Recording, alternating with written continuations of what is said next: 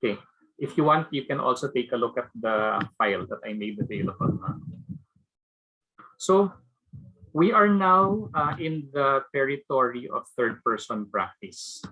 So when we talk about third-person inquiry or practice, its aim is to create communities of inquiry involving people beyond the direct second-person action.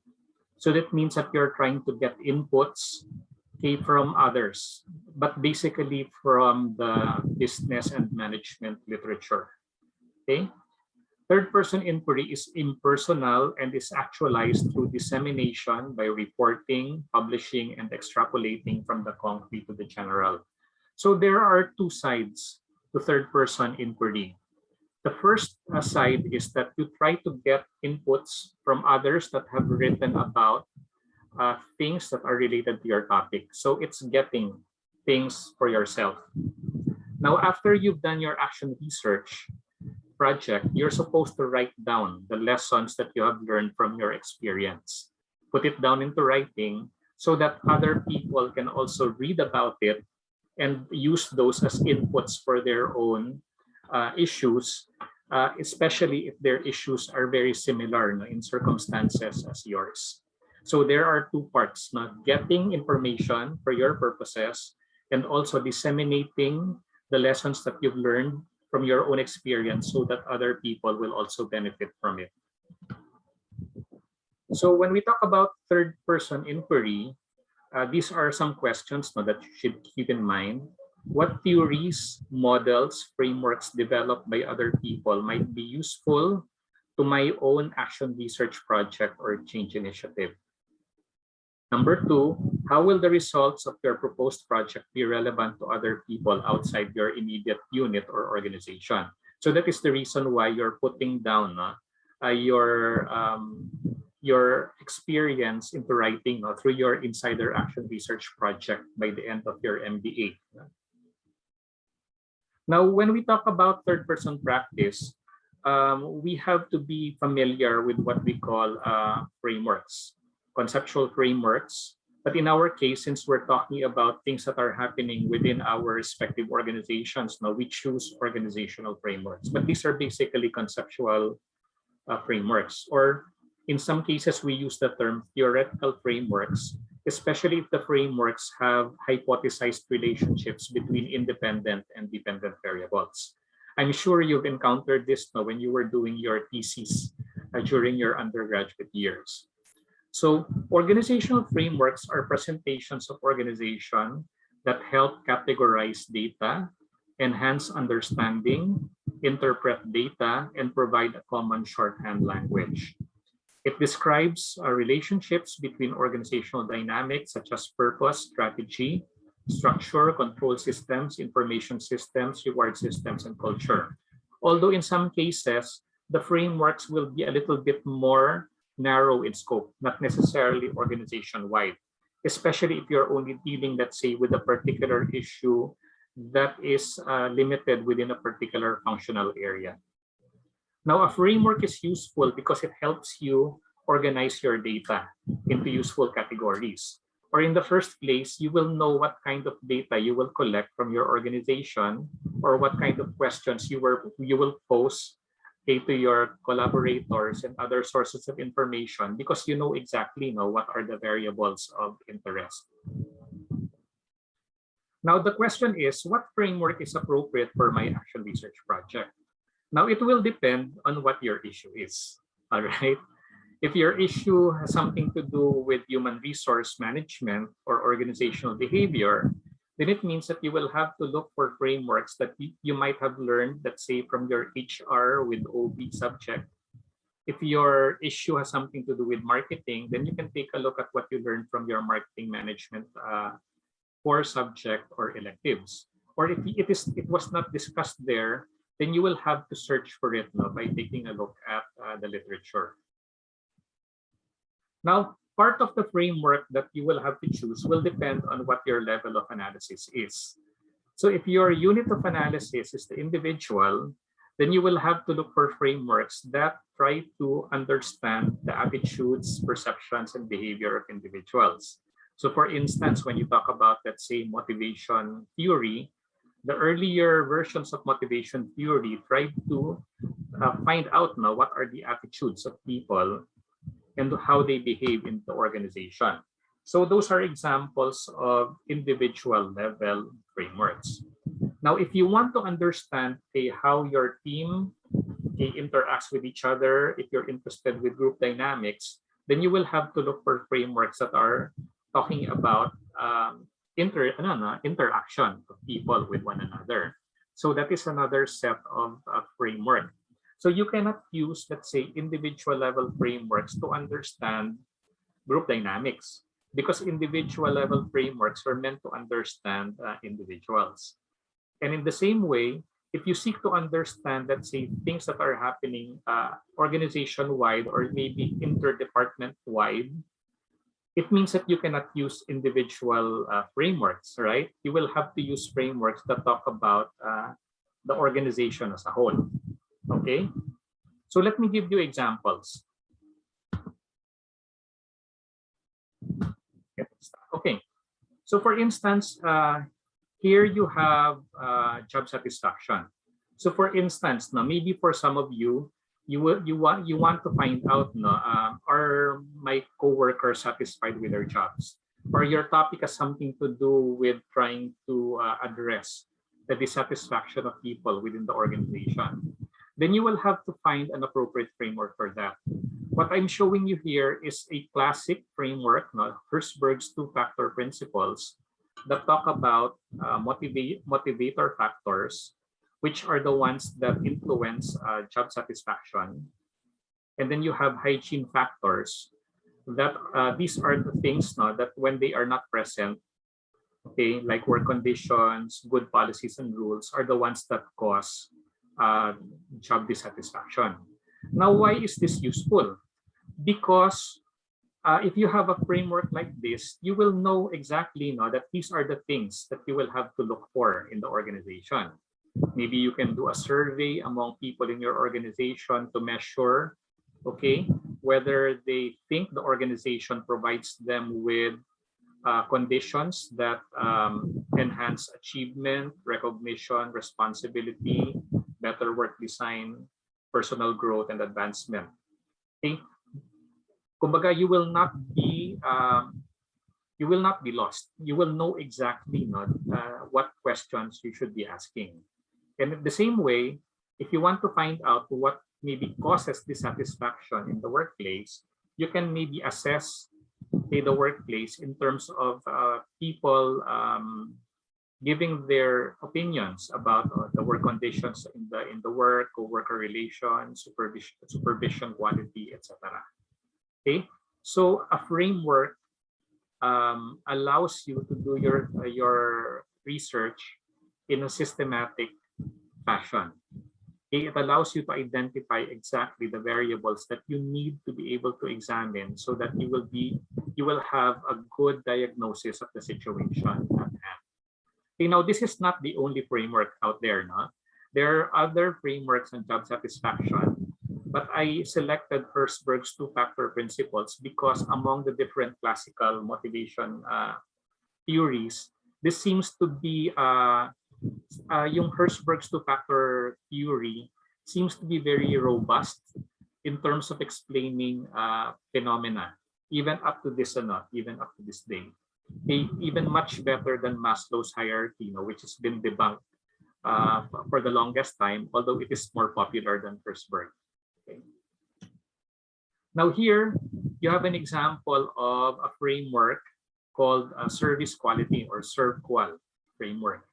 Now, you can use this framework only if your issue has something to do with trying to satisfy your customers. Maybe you see what I mean, no? So the framework is something that will be selected on the basis of what the issue is. So for those who would like to find out, whether their customers or their clients are satisfied, and if you are in the service industry, then this might be a useful classical framework that has also been utilized over the years. So you can see that I'm selecting certain frameworks that have been proven robust and that have been utilized by many people in many settings. Now, this is an example of a group level framework. No?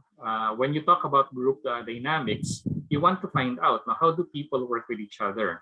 I guess you probably encountered this in management principles or when you discussed organizational behavior. This is the classic stages or phases of team development. So you might want to find out now where are we in our team? Okay, are we at the forming stage, at the storming stage, at the norming stage? And then what do we need to do now so that we are able to reach our optimal level of performance, meaning that you are at the performing stage. Now take note that what I'm showing you here are only drawings of the frameworks. These are what you call conceptual models. They are visual representations of the framework, but they are not the framework in themselves, because the framework will include the accompanying narrative that explains what is in the drawing. Meaning that you will have to take a look at maybe the original source. Sino ba ang nag-invent nitong framework na to? Or maybe you can take a look at, let's say, empirical articles or studies that have utilized this particular framework. And from there, you can draw ideas about how they did go about moving up the ladder of team development. So there will be certain articles that talk about measures or indications that you can now use also for your own purposes. So a framework, let me repeat, is not the drawing that you're seeing here. This is merely a conceptual model. A framework is the complete set of the conceptual model and the accompanying narrative and the explanation of each of the different variables that you're seeing in the drawing. Okay. And then here's another example. If you're concerned about your level of coordination and control in your organization, then you can take a look at Mintzberg's 5 coordinating mechanisms.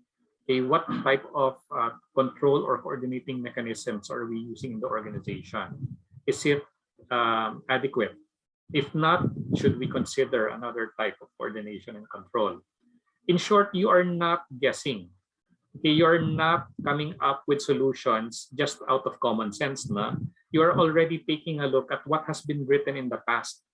Okay, you don't have to reinvent the wheel. You can just take a look at what others have written, others that have studied organization theory, or what you call this phenomena in organization, and then adapt what they have already discovered for your purposes. And then finally, if your issue has something to do with formulating the firm strategy, well, this is not very typical for our MBA students because not all of you are actually at the highest levels of the organization where you are able to do a firm level strategy. But here I gave you examples of the classic ANSOF matrix, the market penetration, product development, diversification, market development. Now, this is a very old model, but up to now, we're still using these terminologies. So you can see here that even classical models can still be useful for our purposes. Now, on the right side, there are different other types of strategies. You have intensive strategy, defensive strategy, integration strategy, and diversification strategy, which is a different categorization schemes of strategy. So it will now depend on you. Okay, what does my issue require me to do? Are we talking about, let's say, growth strategies, or are we talking about, let's say, more in terms of, let's say, innovative or competitive strategy? So it will also depend on the nature of your issue, the kind of framework that you will be selecting. And there are dozens of strategy frameworks, but you will have to choose which one is the most appropriate for your situation. Okay. Now, another thing to think about is, which will probably make it easier for you to select your framework, is, okay, try to see, is your framework related to a particular functional area? So what you're seeing here are the different functional areas in the organization. All of these you've actually taken in your MBA, financial management, human resource management, MIS, marketing, operations, production, and right now, I suppose some of you are also taking strategic management. So each one of these different functional areas have their classic and emerging frameworks that you can choose from. How will you know? By taking a look at your textbooks. But if you take a look at textbooks now, these are old frameworks. If you want cutting edge or state-of-the-art frameworks, then you will have to go to scholarly journals. So these are where you're able to find the latest frameworks that take into consideration the new circumstances that the world finds itself in. So when we talk about this now, let me just now go to the different types, the general types of frameworks. So I would just like to make a distinction between what we call content framework and process framework.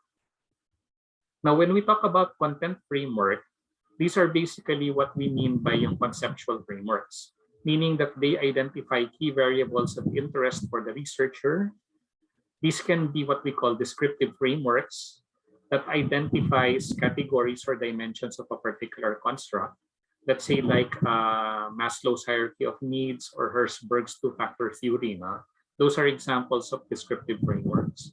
Or it can be a causal framework that shows the hypothesized relationships of variables. So these are what you call theoretical frameworks because you're already, there are independent, dependent variables, moderating variables, etc. The ones that you did in your thesis. So when you're using causal frameworks, it means that you're trying to see the relationship of the independent with the dependent variable. But they are all content framework because they talk about key variables. They are the things that you are trying to understand in your organization. Now, there is a different set of frameworks that we call process frameworks. So these are frameworks that spell out steps that can be followed to execute certain projects or activities. So these are what you call mga prescriptive frameworks because they tell you, okay, these are the things that you need to do. But typically, process frameworks are developed after there is already an understanding about the phenomenon. And the understanding of the phenomenon will come from the conceptual frameworks or the content frameworks. Kumbaga, the process framework simply tell us, okay, these are the things that we need to do based on the insights that we learned from the content frameworks. Okay? So those are the two general types. And you must be able to utilize both content and process frameworks in your IAR paper when you complete your MBA. And also, even when you're doing your work, it helps that you're already following something that has been set or that has been established rather than guessing, okay, what's the best thing to do, okay? So here are examples of content framework.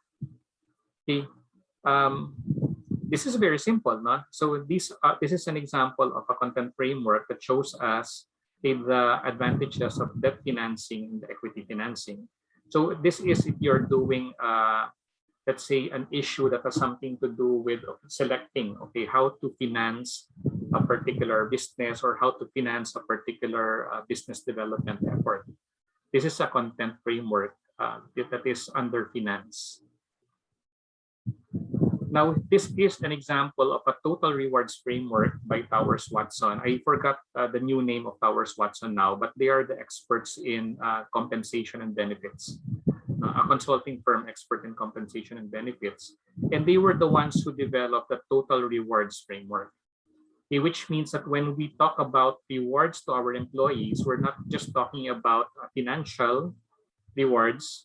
Okay, although they are important, that's why we call them foundational rewards. But we must also consider other types of rewards like career and environmental rewards. Okay, people might stay in the company even if the pay is not too high, as long as they see that they have, let's say, training opportunities, skills development, like that, or the like. And then you have also performance-based rewards. So this is a complete rewards framework. Now, if you're doing an issue that has something to do with trying to motivate people, okay, through a solid reward system in the company, or if you're trying to develop, let's say, your compensation and benefit system because you don't have it yet right now, then this might be a useful framework for your purposes. Okay. Now, if you're talking about operations, then maybe you're interested about how you will be able to, let's say, introduce information technology or new technology in your organization. Now, there have been a lot written about technology acceptance. So these are the classic, yung TAM, TAM2, UTOUT, and then theory of planned behavior is actually a classic work that is utilized in a variety of disciplines. It is so useful that it's utilized in so many studies. Okay, so these are examples of framework that you can use when you're talking about, let's say, change acceptance and change management. So you're seeing now, I'm just showing you a lot of different frameworks, but not all of these will be appropriate for your purposes now, because you might have very specific issues that require, let's say, a more specialized type of framework. And that is why you will have to make a more thorough search. But at least you get an idea about what I'm trying to say. So this is an example of equity theory. So here, when you're designing, let's say, compensation or reward systems, or if you're designing, let's say, work design or allocating work among people, then you must consider that there must be a balance between what they're bringing into the company and what they're getting out of their effort. At the same time, okay, what they're getting must be also equitable as to other people doing the same kind of work. Otherwise, there will be some dissatisfaction among people. So that's the usefulness of this particular framework, because it tells us about the need to be able to balance the work inputs and work outputs, and also comparing the work inputs and work outputs of one individual with other individuals doing the same kind of work. And then if you're in marketing, you might want to take a look, if you're trying to build your brand, maybe under the new online business setup, then this might be useful now, brand resonance pyramid, so that your brand will be set apart from all of the others. Now, this particular framework tells us that when we talk about brands, it's not all about the collaterals, the brochures or the social media messages.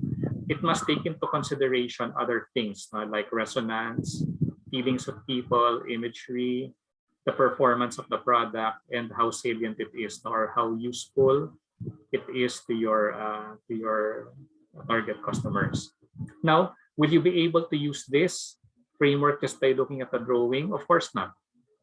That's why you will have to take a look at marketing texts, so that you will understand now what are these different stages of brand development, so that when you use it in your organization, you will not be using it incorrectly.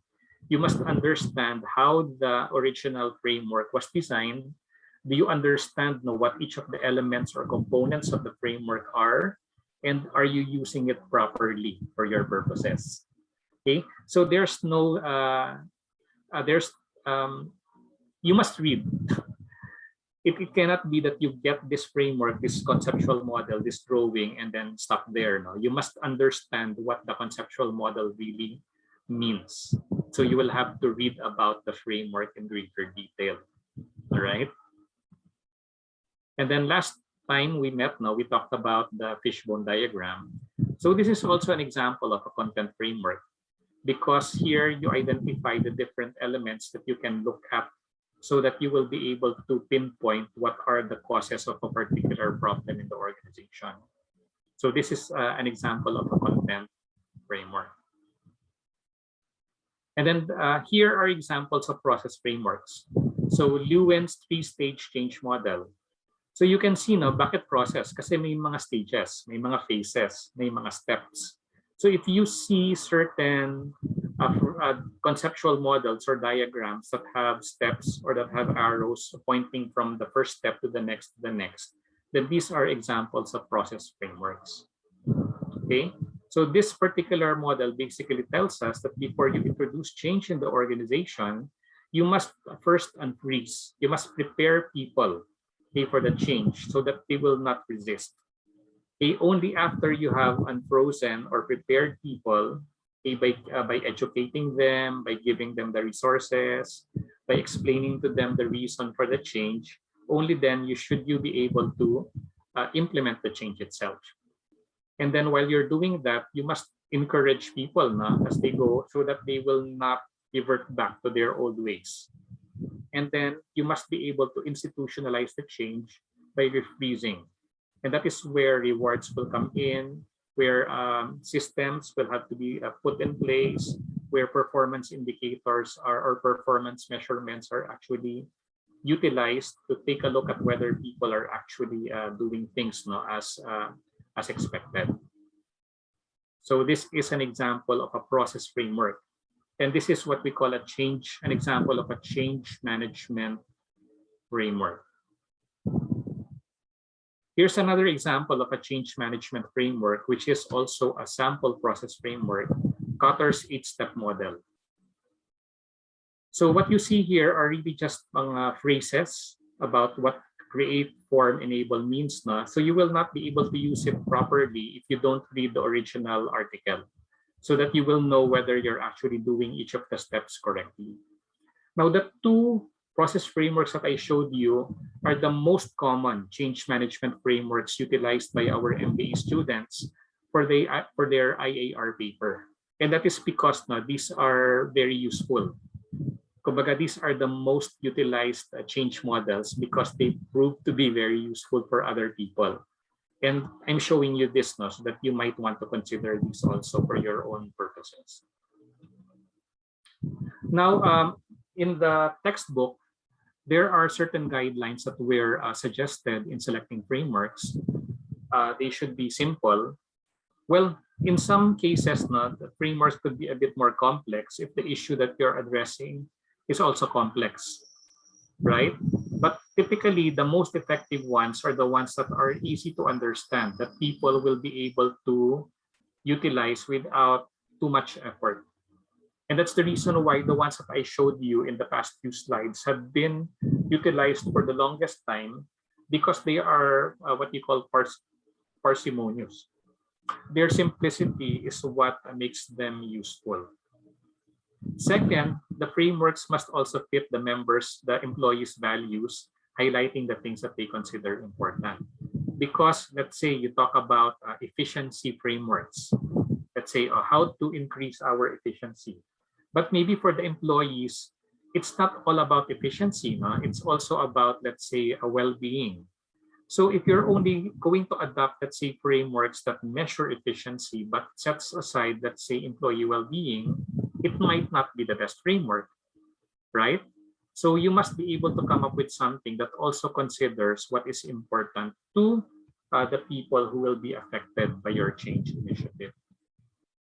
Okay, and then they must also suggest practical steps. The practical steps are actually obvious now when we talk about process frameworks. And then adopt a framework that you understand and in which you feel comfortable. But you will only understand it if you try to understand it first. So you must read first. All right. And then select a framework that fits the organization as close as possible. What we mean here is select a framework that has components that are relevant to your organization. Now, if you choose a framework that is meant, let's say, for a multinational organization and you're a small business, okay, it does not fit. Now, use a framework that is appropriate for small business. Right? And then select a framework that is sufficiently comprehensive to enable data gathering and interpretation without omitting key pieces of information. So this is what I pointed out earlier in my presentation.